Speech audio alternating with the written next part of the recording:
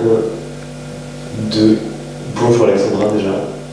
Bonjour. 1, 2, 3, 4, 5, 6, 7 questions. Ok, let's go. Là.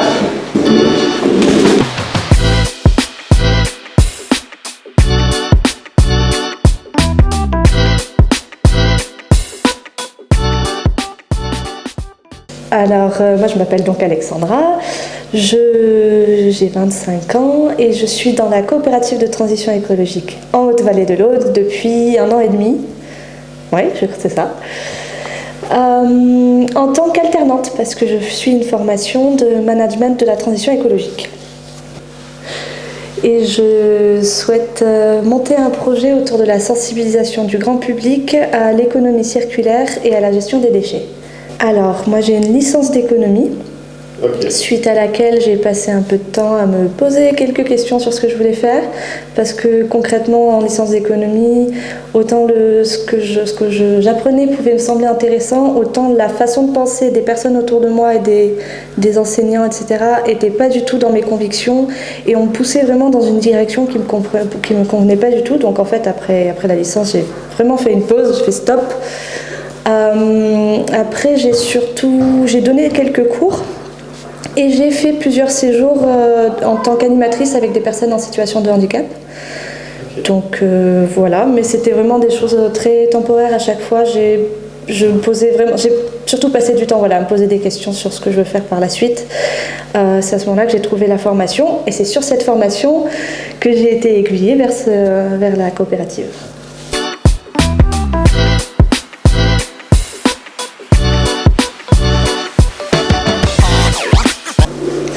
Du coup, je suis chargée de communication. Depuis peu, c'est un poste que j'ai repris parce que j'avais un collègue qui faisait ça avant moi. Mais c'est un travail qu'on continue à construire parce qu'il n'y a pas pour l'instant, on n'a pas de cadre vraiment défini, une stratégie de communication vraiment définie, établie depuis longtemps. Donc, on avance au fur et à mesure et ça se construit petit à petit. Chargée de comptabilité, j'ai repris cette partie-là petit à petit. Ça peut paraître assez ennuyeux, mais c'est extrêmement important pour pouvoir faire un suivi de ce qui se passe et rester toujours dans les clous et faire en sorte que tout fonctionne en fait.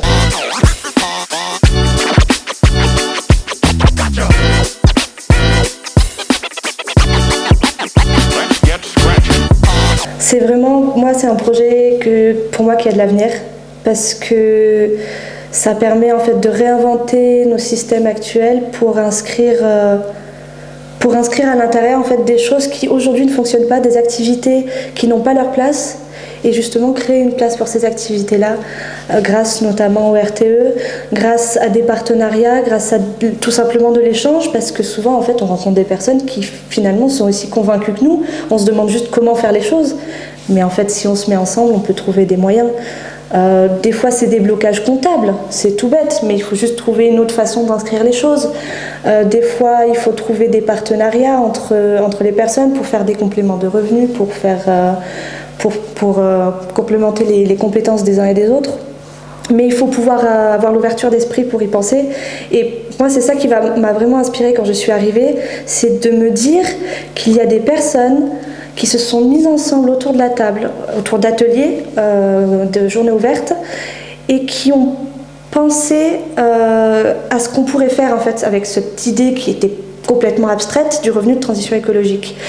Et encore aujourd'hui, on a des personnes des fois qui nous demandent qu'est-ce qu'on fait exactement, qui disent que c'est pas assez concret.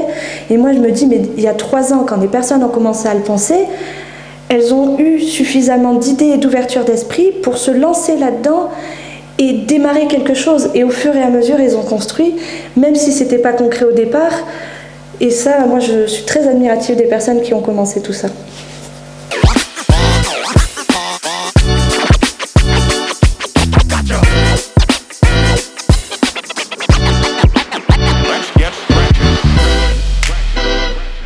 Comme je disais, la partie comptable apporte vraiment un cadre qui permet de vraiment suivre un fil, de garder la stabilité, d'être toujours en équilibre en fait.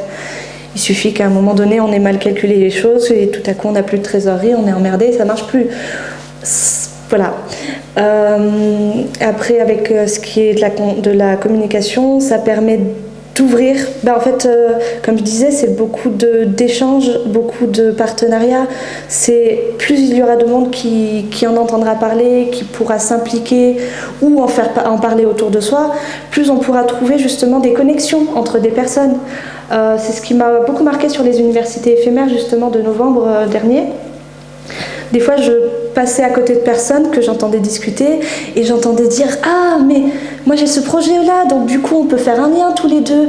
Moi j'ai les finances, tiens, on peut faire ça. » En fait, des gens qui se connectaient, qui ne venaient pas des mêmes mondes, mais l'un avec les compétences, l'autre les moyens financiers, l'autre le savoir. Et du coup, en se mettant ensemble, on peut faire quelque chose. Et du coup, c'est ça qui est important. Il faut plus de monde, il faut des gens qui soient au courant, d'où l'importance de la communication. Après, c'est vrai que je suis là depuis le début, depuis 1 an et demi, mais c'était quand même avant la création de la coopérative, on était peu nombreux et du coup on était très polyvalents et je pense que j'ai beaucoup participé aussi à tout ce qui est de la réflexion de comment on va monter ce projet, comment on va créer cette coopérative pour qu'elle fonctionne. Comment on se met d'accord aussi sur certains points, comment on fait des compromis, parce que c'est ça aussi, travailler ensemble, on n'est pas toujours d'accord, et c'est ça qui est intéressant, mais il faut pouvoir trouver des terrains d'entente et avancer là-dessus.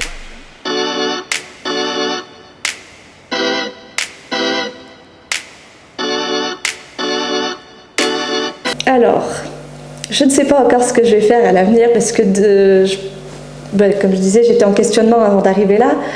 Et en fait, depuis que je suis là, je suis vraiment convaincue par ce qui se passe ici, donc j'ai un peu envie de rester, pour l'instant. Après, je me dis effectivement que l'idée de revenu de transition écologique et de coopérative de transition écologique peut être essaimée, donc si je peux aider à ça aussi à l'avenir, ça peut être une belle chose.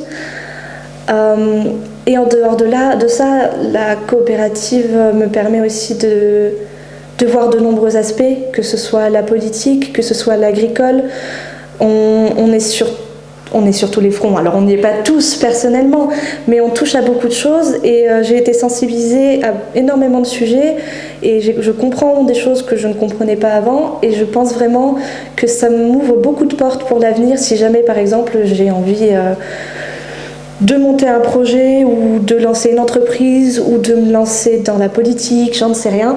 Quoi qu'il en soit, je pense que j'ai vraiment des ouvertures aujourd'hui sur ce que ça veut vraiment dire et des clés sur comment aller là-dedans, quoi.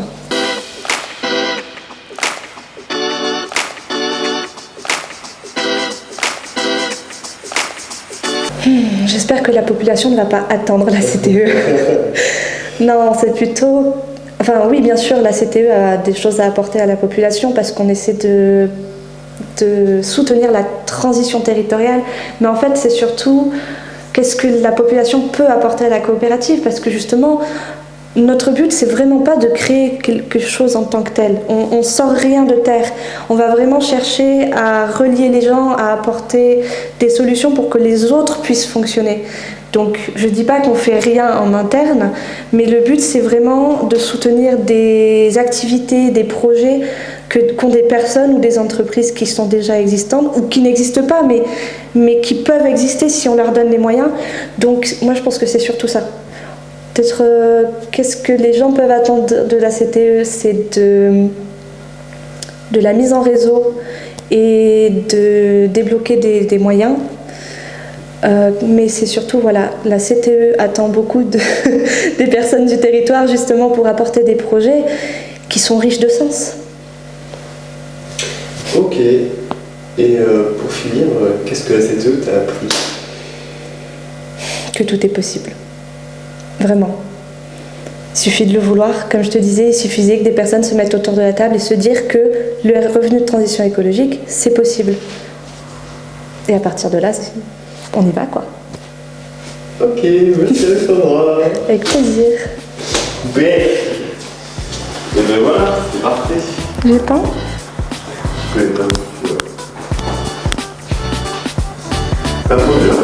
J'ai bougé